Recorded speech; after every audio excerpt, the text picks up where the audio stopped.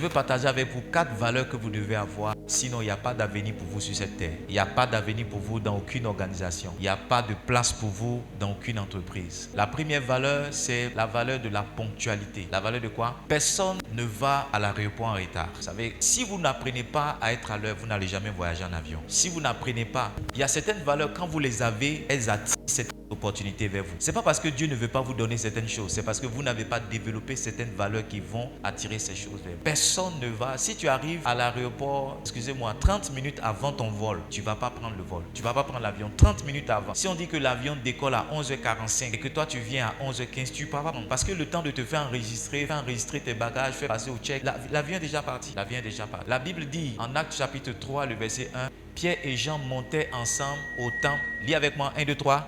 À l'heure de la prière. C'était la 9e heure. Il y a une heure pour tout.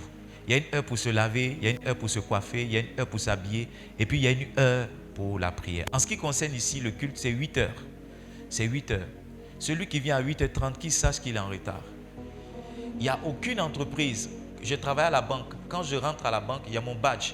Je fais passer mon badge sur le lecteur qui indique à ma direction l'heure à laquelle je suis rentré.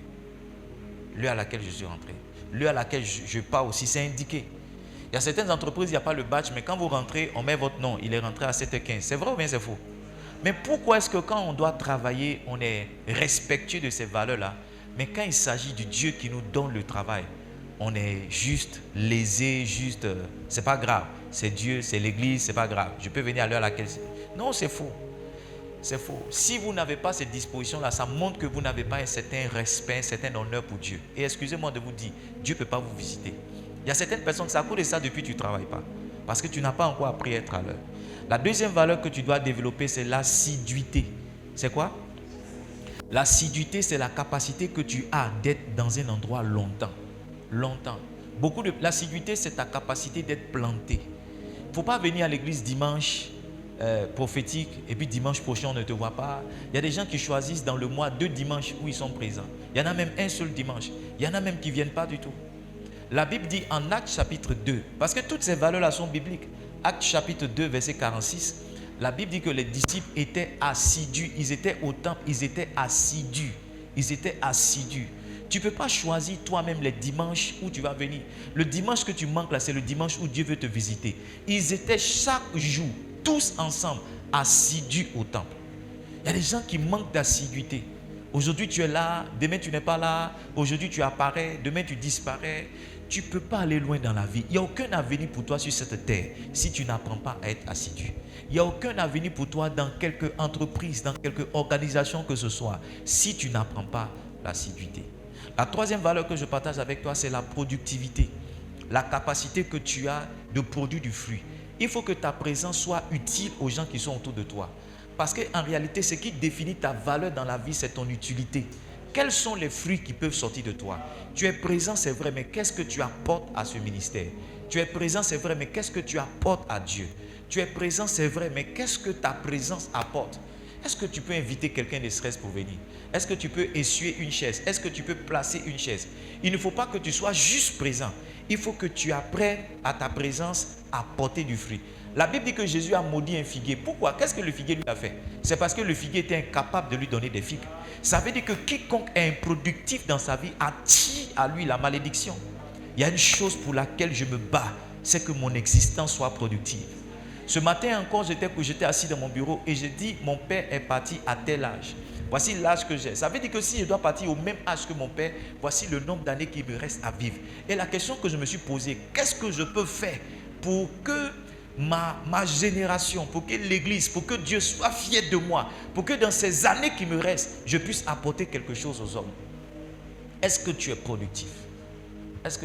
La Bible dit que, vous connaissez la parabole des talents. Un monsieur a donné 5 talents à l'un, 2 à l'autre, et puis 1 au dernier. Celui qui a produit 5 talents, il a dit bienvenue, bon et fidèle. La fidélité, c'est la capacité qu'un homme a de produire du fruit. La fidélité, ce n'est pas juste être là. Ce n'est pas juste être présent. Tu es ponctuel, c'est vrai. Tu es assidu, c'est vrai. Mais qu'est-ce que ta ponctualité, ton assiduité apporte? Il faut que cela se traduise dans des fruits.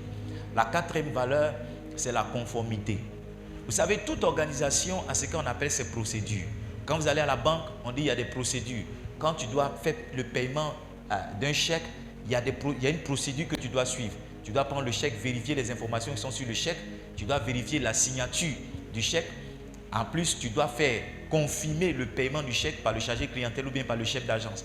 Quand tu as tout ça maintenant et qu'il y a la provision maintenant sur le compte du client, tu peux payer celui qui est en face. Il y a une procédure. Quand vous venez ici, il y a une procédure. Il y a des choses qu'on fait, il y a des choses qu'on ne fait pas. Quand vous allez chez vous aussi, il y a une procédure. Quand vous allez, je ne sais pas moi, dans vos villages, il y a une procédure, c'est pas ça? Donc celui qui ne sait pas se conformer à la procédure qui est en place, il n'est rien d'autre qu'un rebelle. Et nous voulons servir Dieu avec excellence. Ne nous amenez pas dans la médiocrité.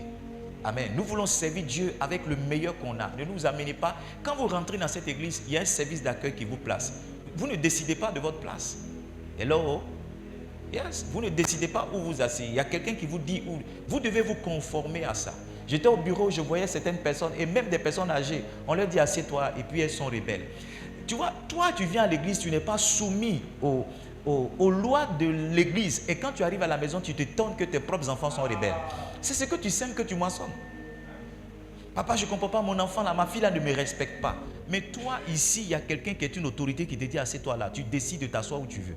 Et quand tu arrives à la maison, ton propre enfant reproduit la même attitude chez toi. Et tu te dis, mais tu ne me ressens pas.